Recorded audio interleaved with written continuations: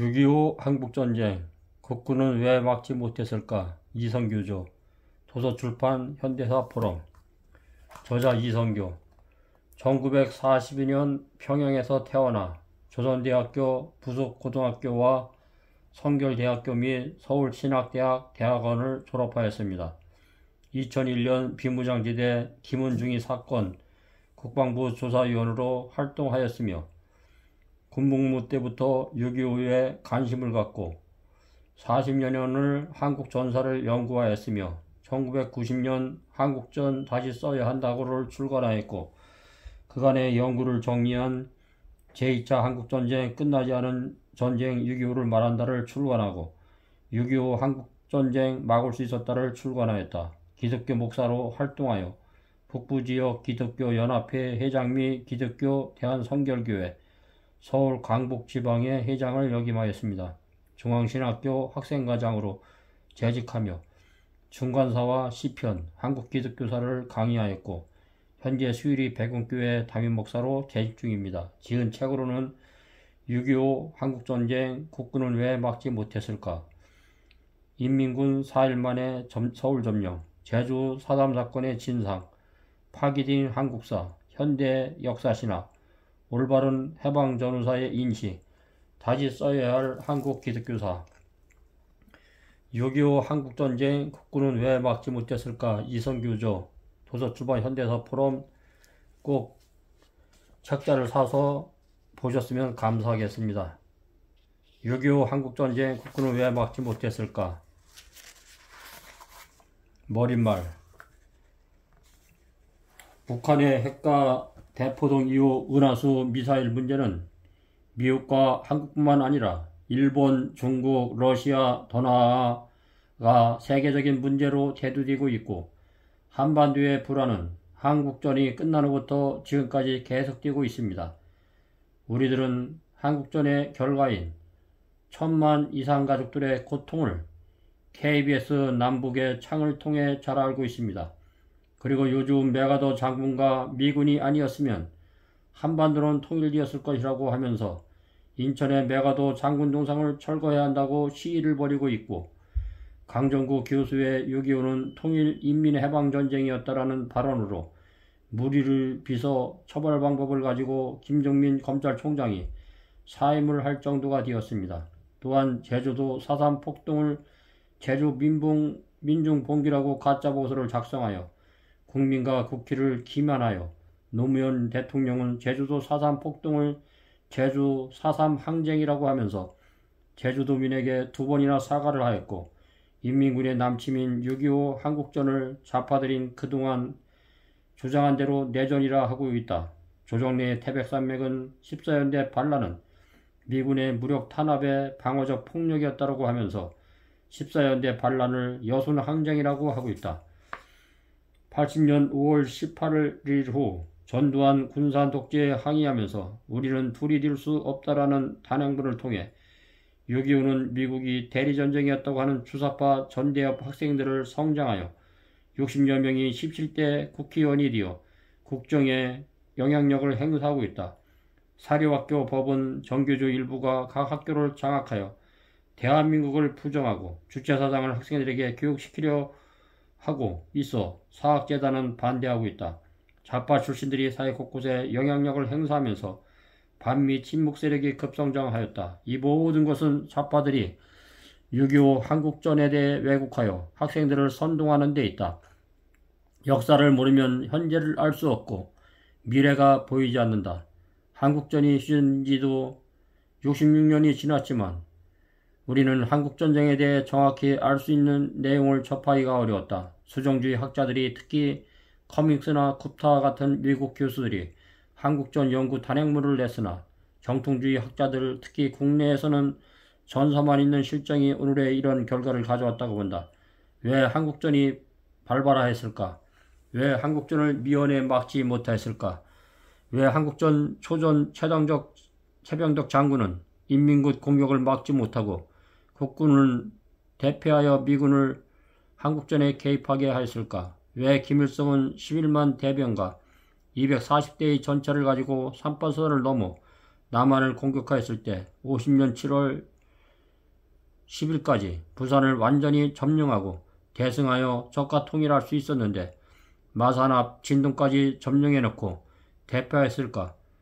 그리고 김일성은 메가더 장군의 인천 상륙을 충분히 막을 수 있었는데 왜 막지 못하고 참패하였을까? 왜 메가더 장군은 미군과 국군 23만 명과 650대의 전차와 항공기와 한포를 가지고 세계 최강 국가가 북진하여 압록강 초상과 해산진을 탈환하여 대승하여 통일할 수 있었는데 중군군에 대패하여 다시 38선을 고착시켰을까? 왜 박헌영은 북한에서 비참하게 죽게 되었을까? 필자는 이상의 문제를 가지고 1963년부터 2003년까지 40년 동안 연구하여 90년 한국전 다시 써야 한다와 2003년 제2차 한국전쟁을 저술하고 더 연구를 거듭하여 6.25 한국전쟁을 막을 수 있었다. 상하권을 한 권으로 하였고 보강하여 6.25 한국전쟁 국군은 왜 막지 못했을까를 저술하게 되었다. 제2차 한국전쟁 2권을 출판하려 하였으나 출판사가 한 권을 출판한 후 출판사 부도로 2권을 출판하지 못하였고 원래는 5권으로 원고를 마쳤으나 내용이 너무 부족해서 읽을 수가 없다고 하여 5권을 줄여서 2권으로 계획하여 50년 8월 국군 위기였던 마산, 영산, 현풍, 다부동, 영천, 안강, 포항의 혈전을 자세하게 저술하지 못하였고 51년 4월 중국군 대공세와 휴전회담 중 김일성 고지, 백마 고지, 현리전투 등의 혈전에 대해서도 자세히 기록하지 못한 점이 아쉬움을 남는다. 6.25 한국전쟁 막을 수 있었다. 상하권을 합본하여 한 권으로 하였고 내용을 보강하여 6.25 한국전쟁 국군은 왜 막지 못했을까를 다시 출판하게 되었다. 저술함에 있어 북한의 자료를 구하기 어려운 점과 남로당 공작원이 국군 순회를 공작한 내용과 인민군 김일성, 김채, 김웅, 이영우, 이건무 등이 초전작전에 대해서 좀 더 구체적인 증언을 들었으면 좋았을 텐데 그런 내용이 없이 북한의 조선 전사와 내용만 참고로 하여 저술한 점이 아쉬움을 남는다. 그러나 어제도 검사와 빈철현 대의와 홍민표와 박갑동 씨의 증언으로 남로당의 공작을 보충하였고 일사단장 백산엽 장군, 7연대장 임부택 중령, 25연대 2대 대장 나이필 대위, 6사 5기와 8기생들의 증언록을 참고하였다. 전사는 69년 출간된 한국전쟁사를 참고하였고 중국군의 참전에 대해서는 홍학지저 중국이 본 한국전을 참고하였다. 이제는 한국 전쟁 참전자들이 60년이라는 세월이 지나 고인이 된 분들이 많으며 또 생존해 계시더라도 건강에 좋지 않아 기억력이 없는 점과 도로 확장과 건설로 지형이 변하여 전투지역을 연구하는 것이 힘이 어려워져 한국전 연구에 더욱더 어려움이 많다. 남로당과 한국전쟁사는 너무도 광범위하여 개개인이 연구해서 단행본을 출판한다는 것은 참으로 한계점이 있으며 어려운 점이 많으나 그동안 1963년부터 2003년까지 40년 동안 평생 연구한 것을 이제 저자도 나이가 들매 따라 자료를 남겨야 하겠다는 사명으로 부족하지만 용기를 내서 출판하게 되었고 국군과 인민군 전투를 편견 없이 사실에 입각하여 저술하려고 노력하였다. 이 작은 정성이 남북 통일이 되는데 조금이나마 도움이 되었으면 하는 마음과 전후 젊은 세대들이 한국전과 한국 현대사에 대해 다소나마 이해가 되는데 도움이 되었으면 한다. 각 주가 너무 많아 생략하고 중요한 부분만 넣었고 참고문헌을 뒤에 기록하였다. 독자 여러분들이 협력과 이해를 바랍니다. 이 책이 나오기까지 수고해주신 임부택 연대장과 빈철현 대위, 이대용 대위, 나이필 대위, 오제도 검사, 홍민표 등 많은 분들과 기꺼이 인터뷰에 참여해주신 한국전 참전자 여러분들과 한국전 때 혈전을 벌인 유엔군과 미군과 국군 장병 여러분과 지금도 보훈병원에서 치료받고 계시는 환자 여러분에게 감사드리며 자익과 우익을 통해 지없이 억울하게 죽은 수많은 양민들의 명복을 빌며 출판에 수고해주신 최득원 장로와 원고 정리와 편집에 수고를 해준 아내에게 감사를 드립니다. 2016년 11월 15일 이성교. 목차 머릿말. 제1장 조선공산당 창건. 초기 공산당과 박헌영.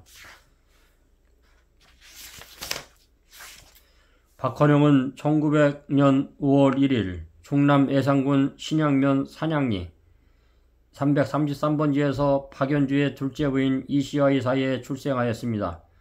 1912년 예산 대흥고등학교를 졸업하고 1919년 3월 경성고보를 15위로 졸업하였으며 1920년 미국 유학이 좌절되자 일본을 거쳐 9월에 상해에 도착하였습니다. 박헌영은 영어 강습소에서 경기도 개성에 사는 임원군을 알게 되었다.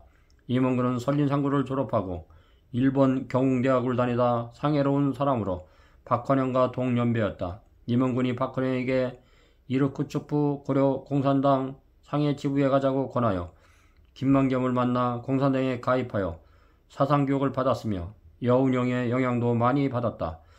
1921년 함흥 출신의 주세죽을 만나 고향 충남 예산에서 결혼식을 올렸다.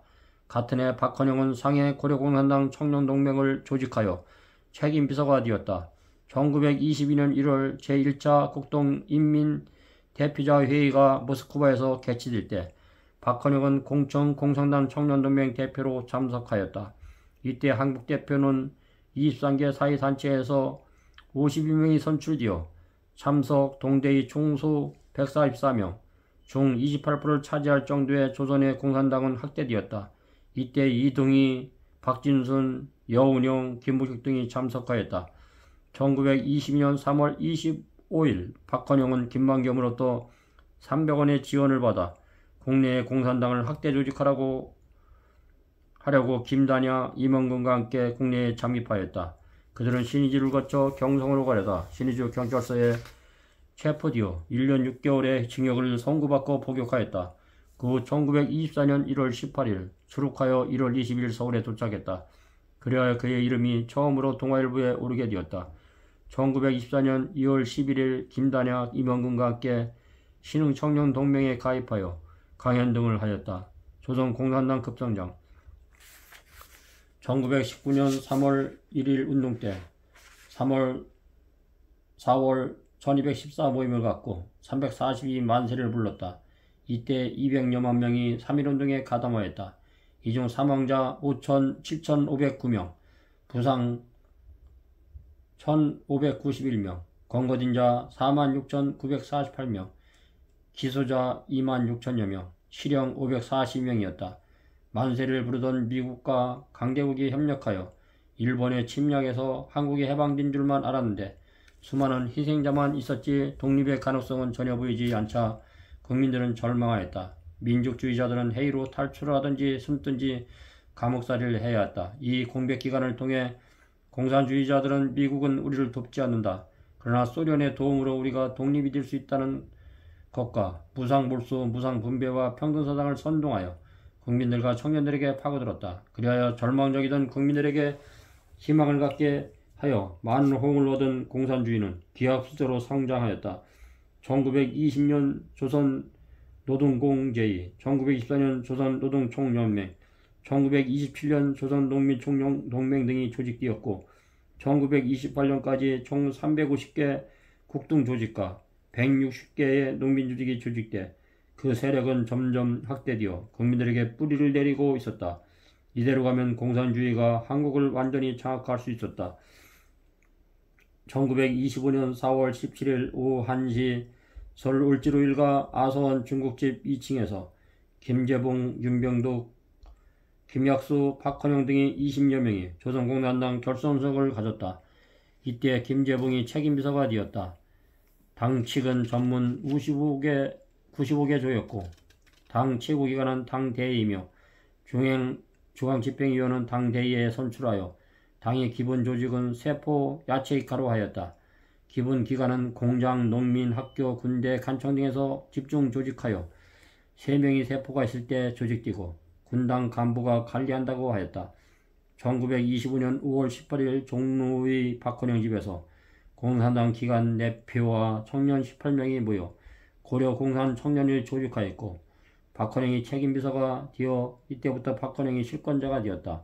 이때 박헌영의 나이 25세였다. 선전부 임원군, 연락부 김단야, 조사부 홍중시, 국제부 조봉암이 선출되었다. 조선 공산당의 실현. 1925년 11월 22일 밤 10시경 신의주 노송동 11번의 경성식당 2층에서 신의주 공청단체인 10만 청년의 집행위원장 김등린의 29명이 결혼 피로연을 하고 있었다. 아래층에서는 박유정 변호사, 기업 축하연으로 송계와 최지호 일본의 경찰, 한국인 보조경찰 김은섭 등도 술을 마시고 있었다. 그때 2층에 있던 김경서가 아래층의 박유정이 친일파열전하고 규탄하면서 싸움이 벌어져 2층에 있던 20여 명이 아래층에서 술을 먹고 있던 사람들을 폭행하였고 일본인 경찰까지 두들겨 팼다. 일본인 경찰은 폭행을 당하면서 폭행한 사람들이 팔에 차고 있던 붉은 완장을 보았다. 일본인 경찰은 즉시 붉은 완장을 찬 집행위원장 김등린을 체포 조사하였다. 고문에 의해 김등린이 자백하여 김경서의 집을 수색하여 고려 공산청년위 중앙집행위원회 회원 자격 심사표를 발견하고 김경서에게 서류조처를 추궁하였다. 김경서는 이 표는 박원영이 이명견에게 주어 본인이 소지하고 있었다고 자백하였다. 조선 총독부 경무부에서는 전국 공산주의자 일제 건거령이 내렸다. 허헌, 임원군, 허정숙, 권오직, 유진이, 홍중식, 김약수, 박헌영, 주세죽 등이 경찰에 연행되었고 이 사건으로 총 66명이 연행되어 6명이 기소되었고 37명이 수배를 받게 되었다. 박헌영은 서대문 형무소에 수감되었다. 이 일은 공산당 세력 확정에 어려움을 주었다. 1939년 서울 콤클럽 이관술, 이승금, 장순명, 정태시, 권오지, 김섬, 김삼룡, 이현상, 이인동 등이 조선공산당 재건을 위해 조직되었다. 이들은 박헌영을 책임비서로 하였다. 그러나 1940년, 41년 모두 건거되었고 지하로 숨고 박헌영은 광주 벽돌공장 노동자로 위장하여 숨어 있었고 나머지는 여운형의 건국동맹에 가입하여 보호를 받고 있었다. 그러나 공산당 확장은 계속 진행되고 있었다.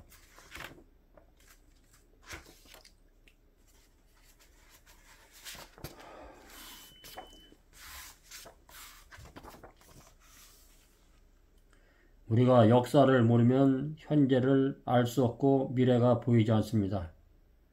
한국전이 휴전진 지 지금 75년이 지났지만 우리는 한국전쟁에 대해서 정확히 알 수 없다고 그랬습니다. 다행히 이성교 목사님을 통해서 한국전쟁 국군은 왜 막지 못했을까 이 책자를 통해서 이야기했던 것을 다시 한번 이 책자를 통해서 공산당이 얼마나 악하고 공산당의 창립을 만들었던 것을 이야기할 수 있어서 너무 감사했습니다.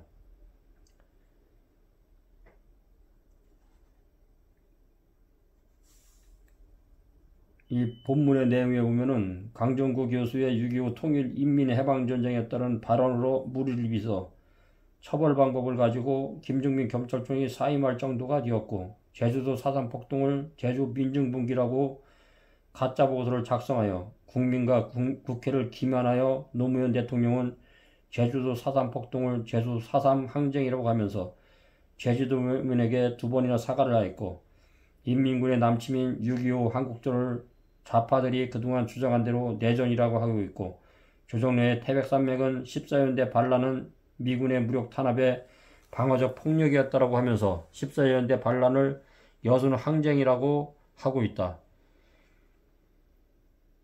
80년 5월 18일 전두환 군사독재에 항의하면서 우리는 둘이 될 수 없다라는 단행본을 통해 6.25는 미국의 대리전쟁이었다는 주사파 전대협 학생들이 성장하여 60여 명이 17대 국회의원이 되어 국병의 영향력을 행사하고 있다. 참으로 이 안타까운 일입니다. 오늘날 이 대한민국이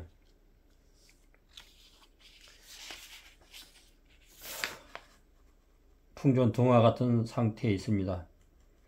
다행히도 오제도 검사와 비년철 대의와 홍민표 서울시 위원장을 통해서 중원으로 남로당의 공작을 보충하였고 일사단장 백선엽 장군 7년 회장 임부택 중령 25년대 이대대장 나이필대의 645기 8기생된 중원록을 참고해서 이 쓴 책이기 때문에 가장 귀중한 책입니다. 특히